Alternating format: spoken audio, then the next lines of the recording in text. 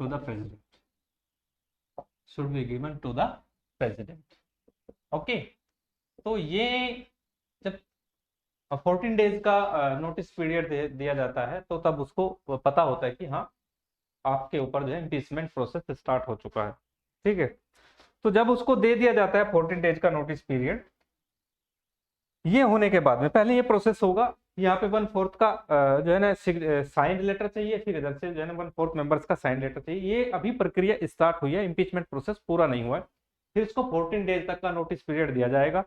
उसमें प्रेसिडेंट अपनी जो है अपना पक्ष भी रख सकता है, अपनी बातें भी बता सकता है। उसके बाद क्या होता है, फिर हम दोबारा आते हैं राज्यसभा में। तो इधर लेते हैं राज्यसभा। फिर राज्यसभा में ऐसे नहीं है कि 1/4 से ही हट जाएगा। राज्यसभा में क्या होगा, रिजोल्यूशन जो है पास किया जाएगा 2/3 मेजोरिटी के साथ में। रिजोल्यूशन क्या किया जाएगा, 2/3 मेजोरिटी में रिजोल्यूशन को पास किया जाएगा। ठीक है, फिर ये यहां से पास होकर कहां जाएगा, आपका लोकसभा में। ये जाएगा लोकसभा में। ठीक है, तो यहाँ भी यही प्रोसेस होगा लोकसभा में भी। यहाँ पे क्या होगा, रिजोल्यूशन को पास किया जाएगा। यहाँ पे भी 2/3 मेजोरिटी होना जरूरी है, और ये रेजोल्यूशन जब यहाँ पे पास हो जाता है तो स्वतः ही प्रेसिडेंट का ऑफिस क्या हो जाता है, खाली हो जाता है। तो president remove from office, the president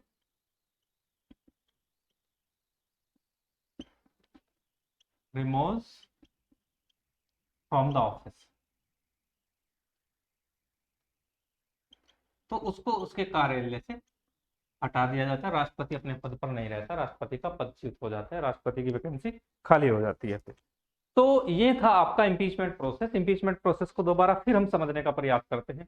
देखिए इम्पीचमेंट प्रोसेस क्या होता है। इम्पीचमेंट प्रोसेस से जानते हैं कि प्रेसिडेंट को जो है रिमूव किया जाता है। The president can be remove from office by the impeachment process because, क्यों, वाई क्यों, for violation of the constitution, यदि उसने कॉन्स्टिट्यूशन को वायलेट किया हो, संविधान का उल्लंघन किया हो। ठीक है, ये चार्ज पहली बार impeachment charge initiated by either house of parliament, either Rajya Sabha और आइदर लोकसभा, कहीं भी आपने स्टार्ट किया हो।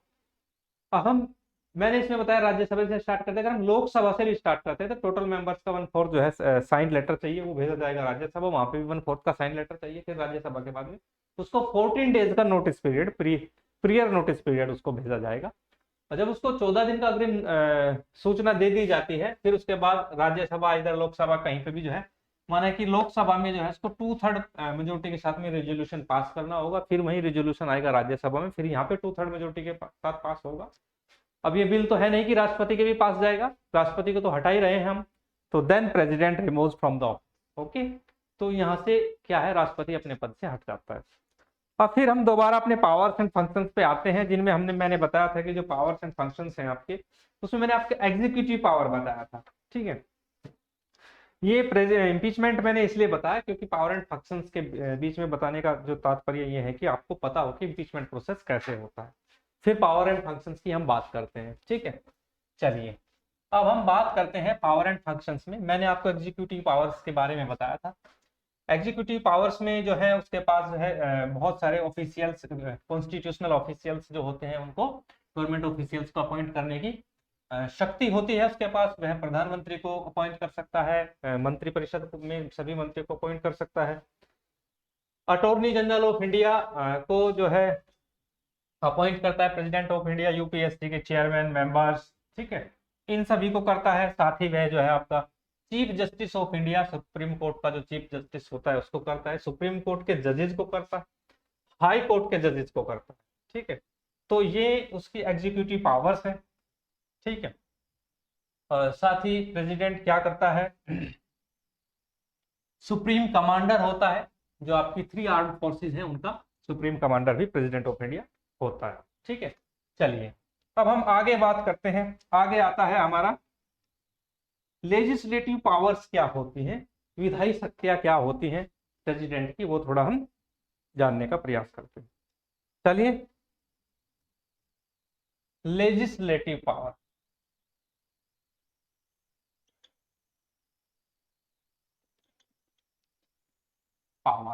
विधायी शक्तियां।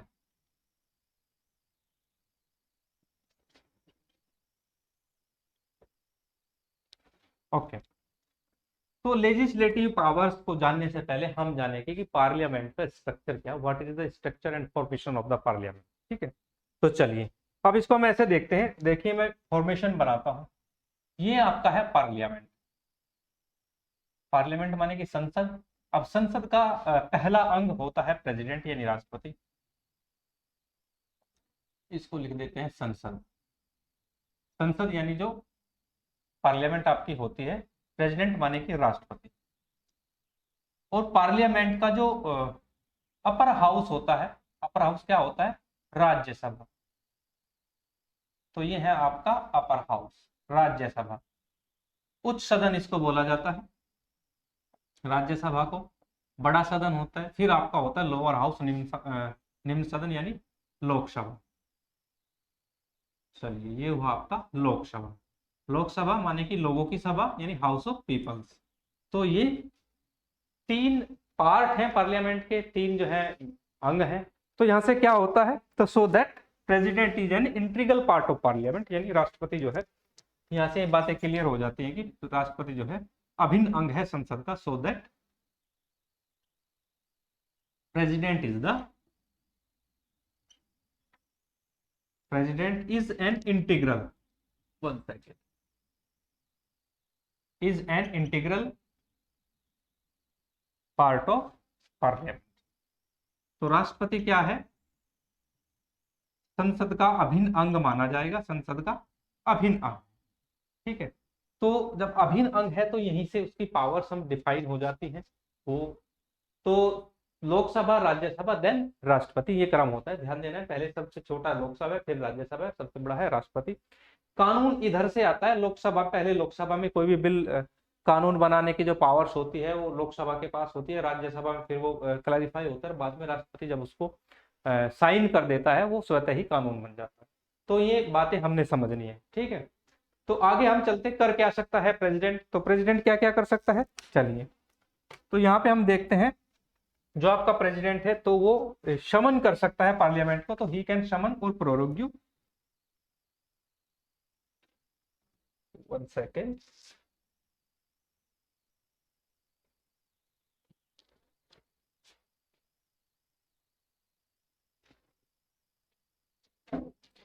चलिए तो क्या क्या कर सकता है राष्ट्रपति, ही कैन शमन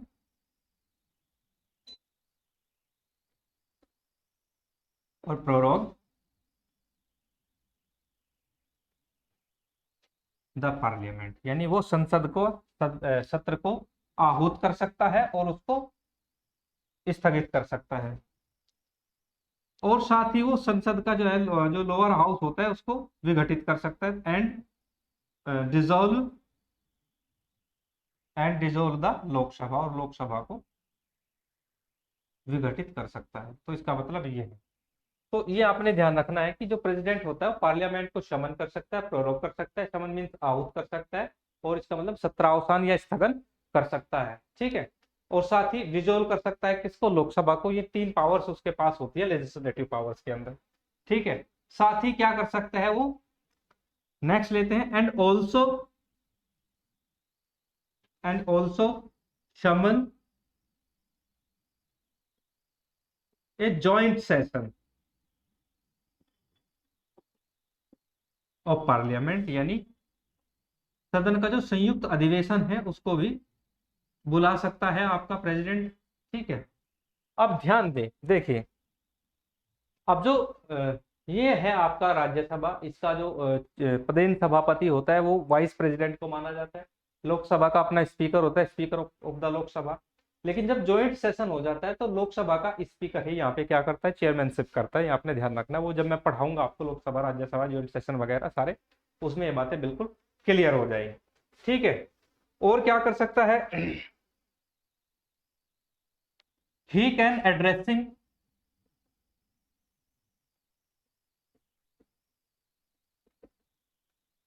he can addressing the parliament, जो नई जो पार्लियामेंट होती है आफ्टर ईच जनरल इलेक्शन, जब भी आपके आम चुनाव होते हैं,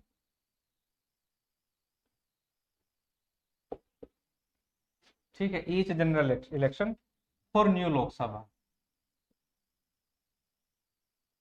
तो होता क्या है कि जो प्रेसिडेंट होता है, जब भी आपके जनरल इलेक्शन होते हैं, आम चुनाव होते हैं, आम चुनाव होते हैं जिसमें आपके लोकसभा के मेंबर्स को इलेक्ट किया जाता है बाय द पब्लिक, यानी लोगों के द्वारा चुनकर भेजा जाता है लोकसभा में। तब नई जो पार्लियामेंट बनती है, नई लोकसभा होती है, उसमें पहला जो जो पार्लियामेंट को एड्रेस करता है, इसको हम राष्ट्रपति का अभिभाषण बोलते हैं। तो ये क्या है, ये प्रेसिडेंट का अभिभाषण माना जाता है। आप न्यूज में सुनते हैं कि प्रेसिडेंट का अभिभाषण क्या है, तो वो एड्रेस करता है किसको, संसद को। ठीक है, तो ये आपने ध्यान रखना है। ठीक है, तो ये थी लेजिस्लेटिव पावर प्रेसिडेंट की। ठीक है, आगे चलते हैं। आगे अगर हम बात करें तो साथ ही है जो राज्यसभा होती है आपकी, ही नॉमिनेटेड 12 मेंबर्स, यानी 12 जो सदस्य हैं नॉमिनेट कर सकता है, किसके लिए, फॉर द राज्यसभा, यानी राज्यसभा के लिए 12 मेंबर्स को वह नॉमिनेट कर सकता है, यानी नामित कर सकता है। नामित करने का मतलब है कि विदाउट एनी इलेक्शन ये 12 मेंबर्स राज्यसभा के मेंबर्स बन सकते हैं। ठीक है, लेकिन उसके लिए क्या होना चाहिए, राज्यसभा उनके पास नॉलेज होनी चाहिए, हैविंग नॉलेज और प्रैक्टिकल एक्सपीरियंस।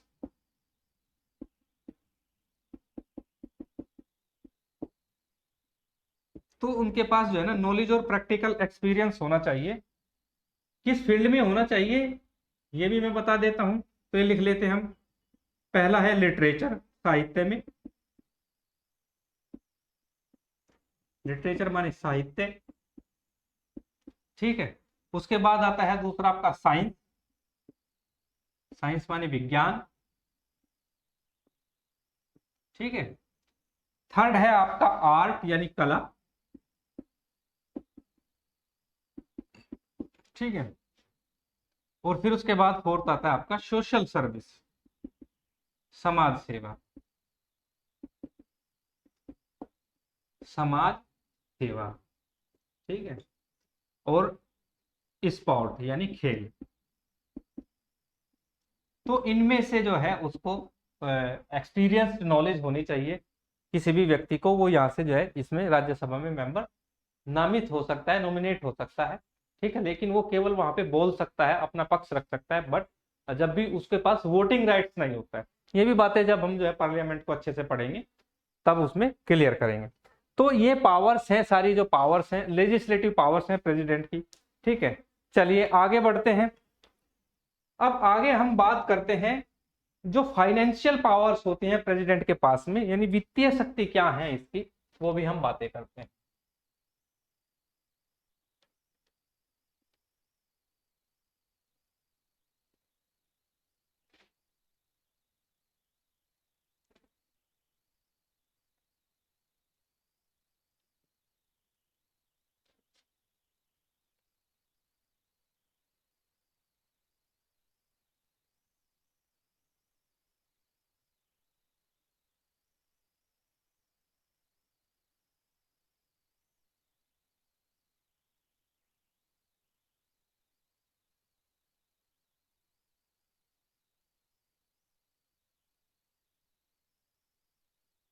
चलिए, अब हम बात करते हैं फाइनेंशियल पावर।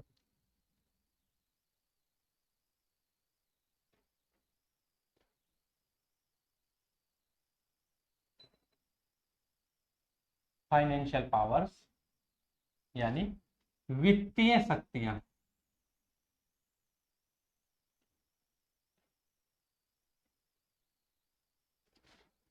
ओके, तो अगर हम बात करते हैं तो सबसे पहले हम बात करते हैं मनी बिल की। आपका जो मनी बिल होता है वो राष्ट्रपति की पूर्व संस्तुति के बिना जो है उसमें पेश नहीं किया जा सकता, सॉरी लोकसभा में पेश नहीं किया जा सकता। तो मनी बिल को पेश करने के लिए सबसे पहले क्या है, राष्ट्रपति की जो है ना प्रियर रिकमेंडेशन जरूरी है, तो इसको हम लिख देते हैं। तो money bill can be introduce, पहला है money bill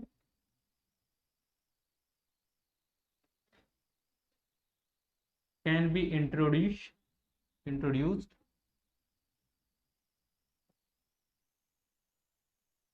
in the parliament, जब भी पार्लियामेंट में मनी बिल को रखा जाएगा, इन द पार्लियामेंट यानी संसद में मनी बिल को इंट्रोड्यूस किया जाएगा, only with his prior recommendation,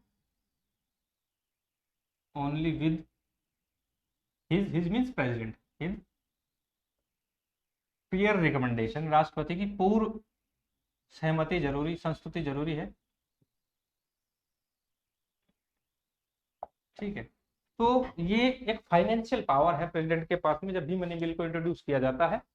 तो इंट्रोड्यूस करने से पहले क्या होता है, प्रेसिडेंट की जो प्रिय रिकमेंडेशन है वो मैंडेटरी होती है। ठीक है, नेक्स्ट अगर हम बात करते हैं तो नेक्स्ट आता है हमारा ही causes to be a laid before the parliament the annual function annual financial statement. Okay, तो नेक्स्ट है हमारा ही caused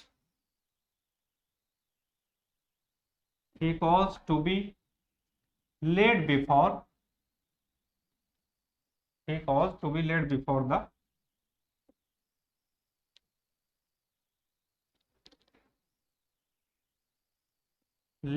the parliament the annual financial statement। तो जो एनुअल फाइनेंशियल स्टेटमेंट है राष्ट्रपति जो है संसद के पटल पर रखवाता है, एनुअल फाइनेंशियल स्टेटमेंट। अब जो एनुअल फाइनेंशियल स्टेटमेंट जो होती है आपकी, ये होती क्या है, एक्चुअल में यूनियन बजट होता है आपका। तो ये क्या होता है, यूनियन बजट है, जो केंद्रीय बजट होता है, वही आपका एनुअल फाइनेंशियल स्टेटमेंट है, उसको राष्ट्रपति सदन में जो है सदन के पटल पर रखवाता है। तो इसको हम क्या कहते हैं, यूनियन बजट। ये आपने ध्यान रखना है, यूनियन बजट। ठीक है, साथ ही वो क्या कर सकता है, ही कॉन्स्टिट्यूट, कुछ चीजों को जो है एस्टेब्लिश कर सकता है, निर्माण कर सकता है। ही कॉन्स्टिट्यूट ए, ठीक है, क्या कर सकता है, फाइनेंस कमीशन। तो वो फाइनेंस कमीशन को बना सकता है। वित्त आयोग का गठन करता है राष्ट्रपति, ही कॉन्स्टिट्यूट फाइनेंस कमीशन वित्त आयोग का गठन करता है। और कितने दिन के लिए करता है, तो इसमें मैं लिख देता हूं फॉर 5 ईयर्स, यानी 5 वर्षों के लिए गठन किया जाता है आपका। ठीक है, तो अभी जो वित्त आयोग है आपका वो 2020 से लेकर 2025 के लिए है, और एन के सिंह उसके चेयरमैन है। ठीक है, ये ध्यान रखना है। आगे चलते हैं, होता क्यों है ये जो आपका फाइनेंशियल कमीशन है, एक्चुअल में डिस्ट्रीब्यूशन ऑफ रेवेन्यू के लिए होता है, distribution of revenue between centre and state, जो केंद्र और राज्य है उनके बीच में, centre and state, centre and, यहां पे लिख देता हूं सेंटर एंड स्टेट। ओके, जो आपके केंद्र और राज्य हैं उनके बीच में राजस्व को बांटने, राजस्व का वितरण करने के लिए फाइनेंस कमीशन बनाया जाता है। और फाइनेंस कमीशन जो है अपनी रिकमेंडेशन देता है कि कैसे आपको रेवेन्यू को डिस्ट्रीब्यूशन करना पड़ता है between the centre of state. Okay, तो ये पावर्स है प्रेसिडेंट की, फाइनेंशियल पावर है, इनको हम जो है बोलते हैं। अब हम बात करते हैं जुडिशियल पावर क्या है, न्यायिक शक्तियां क्या है प्रेसिडेंट के पास। जुडिशियल पावर, न्यायिक शक्तियां,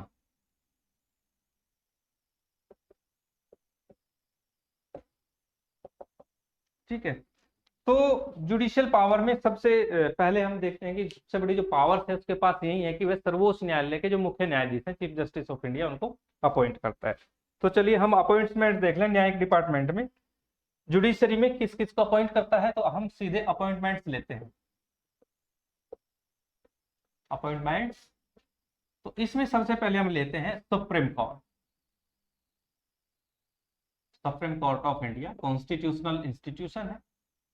तो जो सुप्रीम कोर्ट ऑफ इंडिया है आपका, ठीक है, तो इसमें सबसे पहले वो करता है चीफ जस्टिस, क्या होते हैं आपके चीफ जस्टिस। सुप्रीम कोर्ट के जो चीफ जस्टिस हैं उनको अपॉइंटमेंट देता है, साथ ही जो जजेस हैं सुप्रीम कोर्ट में इनको नियुक्त करता है, यानी मुख्य न्यायाधीश और अन्य न्यायाधीशों की नियुक्ति करता है। तो मैं लिख देता हूं मुख्य न्यायाधीश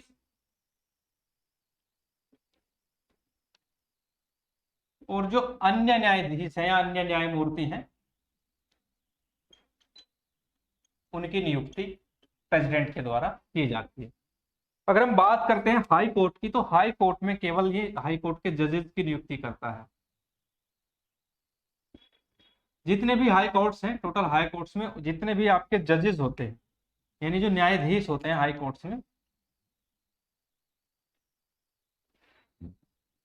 न्यायाधीश, तो इनकी नियुक्ति क्या है, प्रेसिडेंट के द्वारा की जाती है। तो ये जुडिशियल पावर है प्रेसिडेंट के पास, तो इनकी नियुक्ति कर सकता है।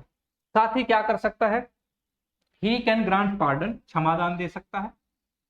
ही कैन ग्रांट पार्डन, यानी वो क्षमादान दे सकता है, ठीक है, माफी दे सकता है, ठीक है। साथ ही क्या कर सकते हैं, रिप्रीव, दंड विराम दे सकता है, रिप्रीव मीन्स दंड विराम। और साथ ही क्या कर सकता है, वो रेस्पाइट कर सकता है, ठीक है, अक्षमा कर सकता है, दंड विराम दे सकता है। रेस्पाइट मीन्स होता है स्थगन कर सकता है, किसी की जो किसी को डेथ पेनल्टी दिया गया है, डेथ ऑफ सेंटेंस दिया गया है, कैपिटल पनिशमेंट दिया गया है, उसको क्या कर सकता है, रेस्पाइट, रोक सकता है कुछ दिन के लिए, ठीक है। साथ ही एंड रिविजन, और जो किसी भी व्यक्ति का जो भी उसको पनिशमेंट है, उस पनिशमेंट को ये छूट दे सकता है कि भाई इसमें कुछ छूट दी जाए। माने कि किसी को 15 वर्ष की सजा हुई है, उसको कम कर सकता है, यानी लघुकरण कर सकता है, रिमिशन ऑफ पनिशमेंट। तो ये पावर होती है प्रेसिडेंट के पास में, ठीक है। तो ये बातें प्रेसिडेंट, ये चीजें प्रेसिडेंट कर सकता है। साथ ही वो क्या कर सकता है कि माने कि किसी को sentence of death, death sentence दिया गया है किसी को, यानी किसी को मृत्यु दंड दिया गया है ऐसा कहेंगे, तो डेथ सेंटेंस को ये क्या कर सकता है, इसको सस्पेंड कर सकता है। ये भी पावर होती है, किसी को माने कि मृत्यु दंड है तो मृत्यु दंड को बर्खास्त कर सकता है, उसको बदल सकता है, चेंज कर सकता है, कि उसको जो लाइफ इंप्रिजनमेंट है उसमें चेंज कर सकता है, यानी जिसको हम उम्र कैद कहते हैं, ठीक है। साथ ही इसके पास क्या होती है, तो ये जुडिशरी पावर, ये तो थी उसकी जुडिशरी पावर। अब हम देखते हैं कि प्रेसिडेंट के पास और भी पावर्स होती हैं।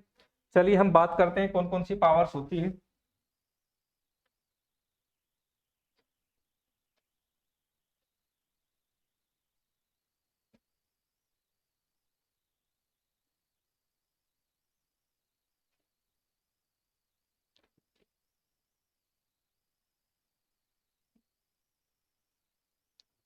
तो प्रेसिडेंट के पास में डिप्लोमेटिक पावर्स होती हैं,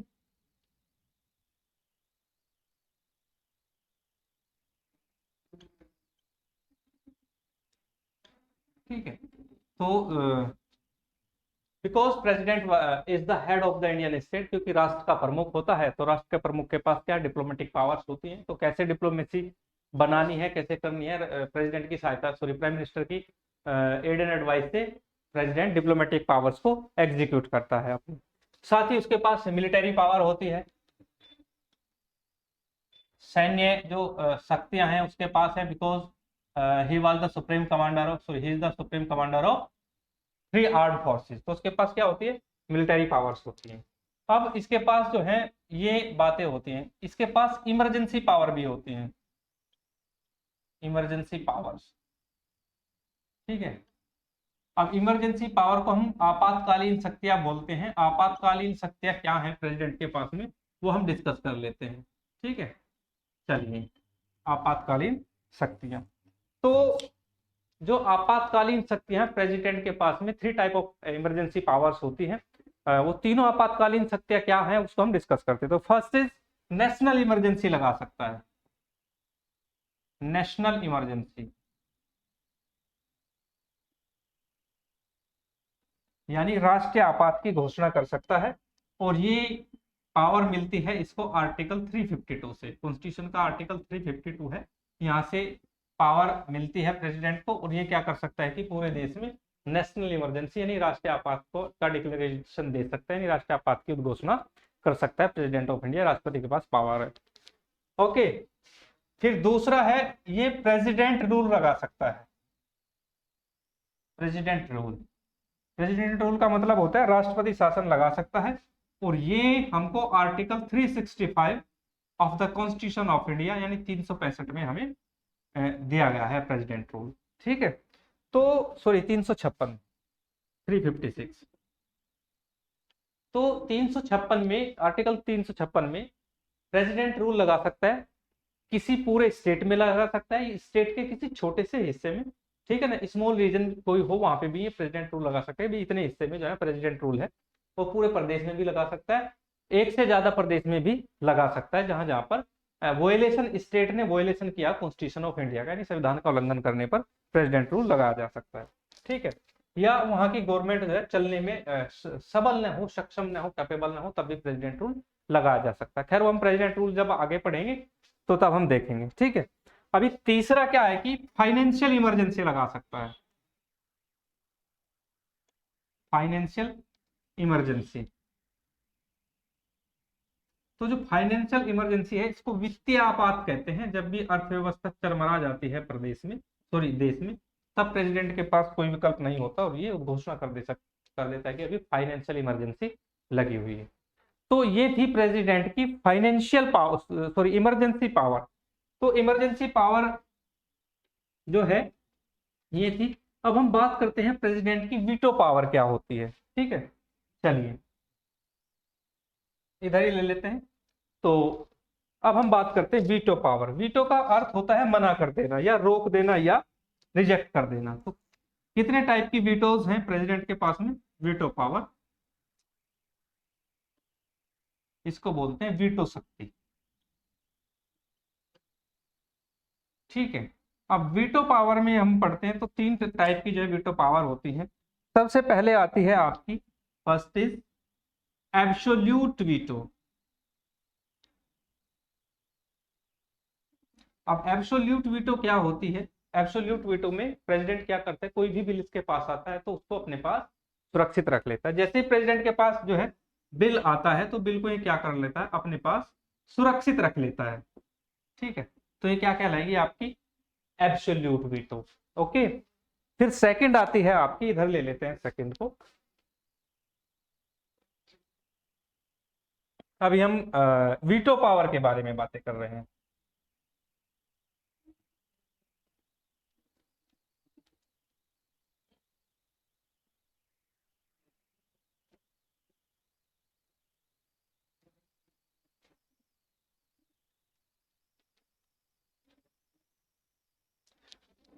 सेकंड है आपका suspensive veto.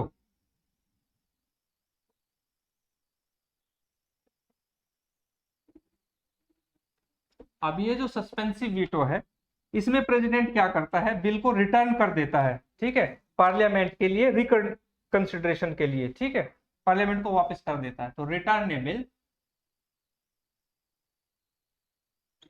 To the parliament, parliament को वापस दे देता है फॉर रिकंसिडरेशन। तो रिकंसिडर करने के लिए भेज देता है। तो ये होती है इसके पास दूसरी सस्पेंसिव वीटो की पावर। ये क्या करता है, जैसे ही बिल प्रेसिडेंट के पास पहुंचता है लोकसभा और राज्यसभा की जर्नी करने के बाद में, तो इसको वापस लौटा देता है और पार्लियामेंट को बोलता है कि इसको दोबारा रिकंसिडर किया जाए, दोबारा देखा जाए, जिसको हम पुनर्विचार के लिए लौटाया हुआ कह देते हैं। ठीक है, थर्ड है आपका पॉकेट वीटो। ठीक है, पॉकेट वीटो राष्ट्रपति बहुत ही रेयर केस में यूज करता है। ठीक है, तो पॉकेट वीटो क्या होती है? देखो पॉकेट जो होती है, पॉकेट का मतलब पॉकेट ही होता है। तो इसमें क्या करता है कि जो भी बिल इसके पास जाता है, नहीं तो उस पर अपनी सहमति देता है, नहीं इसको रिटर्न करता है और नहीं इसको रिजेक्ट करता है, इसके पास पड़ा रहता है और धीरे धीरे क्या है कि वो कानून बन ही नहीं पाता कभी भी। ठीक है, तो इसमें हम कहते हैं इसको, तो नीदर रेटिफाइज नो रिजेक्ट। तो बिल को ये क्या करता है, नीदर रेटिफाई और नो रिजेक्ट, नहीं तो उसको रेटिफाई करता है और नहीं उसको रिजेक्ट करता है। तो इसमें क्या होता है कि बिल वो कभी भी जो है ना, बिल पास नहीं हो पाता। जब बिल पास नहीं होता है तो वो कानून नहीं बन पाएगा। तो इसको हम पॉकेट वीटो कहते हैं। ठीक है, तो ये था आपका जो पावर्स हैं वीटो पावर्स, प्रेसिडेंट की 3 टाइप की वीटो पावर्स होती हैं, प्रेसिडेंट इन वीटो पावर का प्रयोग कर सकता है। ठीक है, चलिए तो अब हम बात करते हैं प्रेसिडेंट का सैलरी के बारे में बात कर लेते हैं। चलो, इसको इतना काम करता है प्रेसिडेंट, इतना बड़ा चैप्टर है, इतने काम इसके पास है, तो राष्ट्रपति की सैलरी के बारे में हम डिस्कस कर लेते हैं। चलिए, सैलरी एंड अलाउंसेस, वेतन एवं भत्ते क्या है भाई? Salary and allowances. तो जो प्रेसिडेंट है, इसकी जो सैलरी का जो निर्धारण है वो संसद द्वारा किया जाता है। ठीक है, ऐसे ही बिल पास होता है, लोकसभा में जाता है, राज्यसभा में जाता है, फिर प्रेसिडेंट के पास साइन करने के लिए जाता है, उसकी सैलरी फिक्स कर जाती है, और समय समय पर सैलरी टाइम टू टाइम जो है वेतन एवं भत्ते जो है डिफाइन किए जाते हैं। तो सैलरी की अगर हम बात करें तो 5 लाख जो है, यानी 5 लाख रुपए, इसको जो है ना इन हैंड 5 लाख रुपए मिलते हैं। ठीक है, प्लस अदर जो अलाउंसेस हैं वो भी मिलते हैं, जैसे यात्रा भत्ता, ठीक है, आवास, रेजिडेंस, ये सारी चीजें इसको मिलती हैं, सिक्योरिटी गार्ड, सेक्रेटरीट स्टाफ, सारी चीजें, अदर जो अलाउंसेज हैं वो भी इसके साथ इसको मिलते हैं। तो ये सैलरी इसका कितना है? 5 लाख रुपए है, और फिक्स्ड बाय द प्रेसिडेंट, और प्रेसिडेंट ही इनको फिक्स करता है, फिक्स्ड बाय द प्रेसिडेंट, क्योंकि पार्लियामेंट से जाता है, फिर जाता है प्रेसिडेंट के पास में, और प्रेसिडेंट इसको फिक्स करता है 5 लाख रुपए। तो 5 लाख रुपए राष्ट्रपति को प्रति महीना के हिसाब से, मैं लिख देता हूँ 5 लाख रुपए पर मंथ। ये 1 साल का नहीं है, पर मंथ, एवरी मंथ जो है इनको 5 लाख रुपए पे किए जाते हैं। ठीक है, तो ये था सैलरी के बारे में प्रेसिडेंट के। तो ये था प्रेसिडेंट का कंप्लीट चैप्टर। अब हम कुछ आर्टिकल्स हैं जो प्रेसिडेंट से रिलेटेड हैं, उनको एक बार डिस्कस कर लेते हैं। चलिए,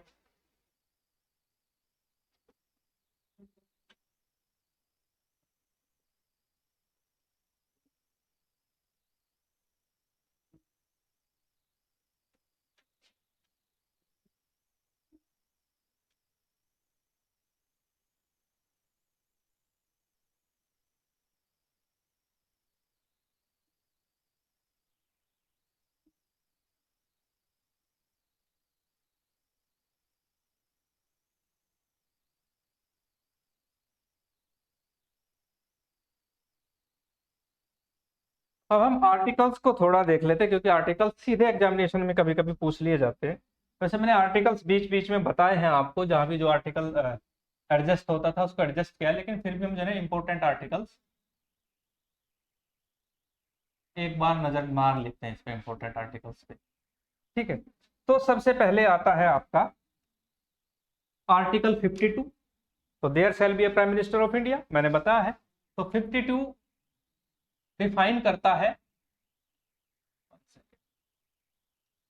क्या कहता है 52? 52 कहता है प्रेसिडेंट ऑफ इंडिया के बारे में।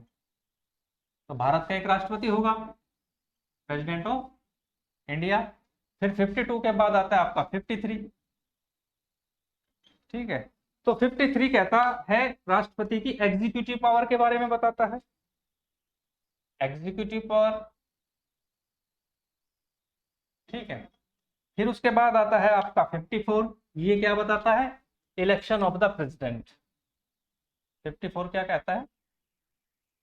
Election of the president.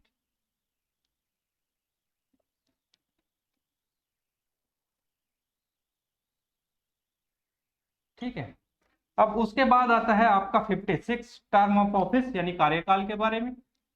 56 क्या कहता है? Term of office. ठीक है, टर्म ऑफ ऑफिस, अवधि कितनी होती है, और जो बताई गई है कितनी? 5 ईयर्स। ठीक है, फिर उसके बाद आता है आपका 58। 58 में प्रेसिडेंट के लिए क्या क्वालिफिकेशन होनी चाहिए, क्या योग्यता होनी चाहिए, उसके बारे में बताया गया है। तो लिख देते हैं क्वालिफिकेशन सीधे, ये आपने ध्यान रखना है। तो राष्ट्रपति की योग्यताओं का जो विवरण है वो आर्टिकल 58 में बताया गया है। फिर आता है आपका 60 में आपका ओथ एंड परमिशन आता है, शपथ एवं प्रतिज्ञान के बारे में बताया गया है, ओथ एंड अफर्मेशन। ओके, तो राष्ट्रपति की शपथ एवं प्रतिज्ञान के बारे में बताया गया है। इसमें क्लैरिफाई किया गया है कि राष्ट्रपति को जो शपथ है वो चीफ जस्टिस ऑफ इंडिया के द्वारा दिलाई जाती है। 61 की अगर बात करें तो इसमें राष्ट्रपति का महाभियोग के बारे में बताया गया, इम्पीचमेंट प्रोसेस के बारे में, इम्पीचमेंट प्रोसेस, महाअभियोग की प्रक्रिया क्या है। फिर आता है हमारा 65 में यह बताया गया है कि कैसे उपराष्ट्रपति जो है राष्ट्रपति के रूप में कार्य करता है। तो वाइस प्रेसिडेंट, यहाँ पे ये vice president acting as a president of India, president of India, ये आपने ध्यान रखना है कि राष्ट्रपति, भारत के राष्ट्रपति के रूप में उपराष्ट्रपति कैसे कार्य करता है। फिर आती है आपकी 72। अब 72 में जो है प्रेसिडेंट की जो क्षमादान शक्तियां हैं, जो पार्डन ग्रांट करता है, तो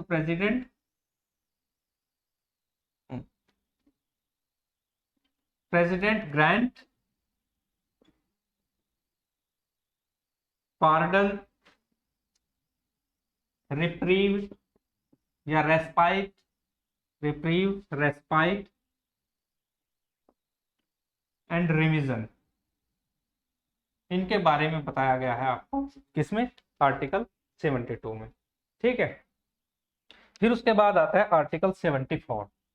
इंपॉर्टेंट आर्टिकल यही है, 74 ही ये कहता है कि राष्ट्रपति की सलाह के लिए एक मंत्री परिषद होगी।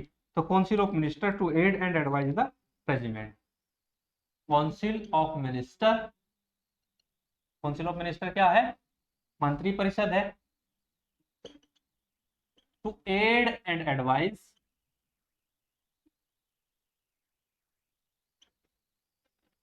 Add and advise, advise means सलाह, एडवाइज द प्रेसिडेंट, राष्ट्रपति की सलाह के लिए काउंसिल ऑफ मिनिस्टर होगी। ठीक है, तो ये है इसमें। और 76 है आर्टिकल, इसमें जो है अटॉर्नी जनरल ऑफ इंडिया के बारे में बताया गया। Attorney general of India, Bharat का महान्यायवादी, ये अपॉइंट होता है किसके द्वारा, राष्ट्रपति के द्वारा। तो ये था आपका प्रेसिडेंट वाला चैप्टर। प्रेसिडेंट का मैंने एक एक पॉइंट, एक एक कॉन्सेप्ट को क्लियर कर दिया है। ठीक है, तो नेक्स्ट जो लेक्चर होगा, नेक्स्ट लेक्चर में हम बताएंगे वाइस प्रेसिडेंट के बारे में। फिर ये जब द यूनियन पूरा इकट्ठा हो जाएगा, फिर उसके बाद हम क्या करेंगे, इनके क्वेश्चन आंसर, द यूनियन जो पार्ट है, part 5 the union constitution of India, उसके क्वेश्चन आंसर को डिस्कस करेंगे, PYQs आपके हैं। ओके, तो आज के लिए इतना ही, थैंक यू।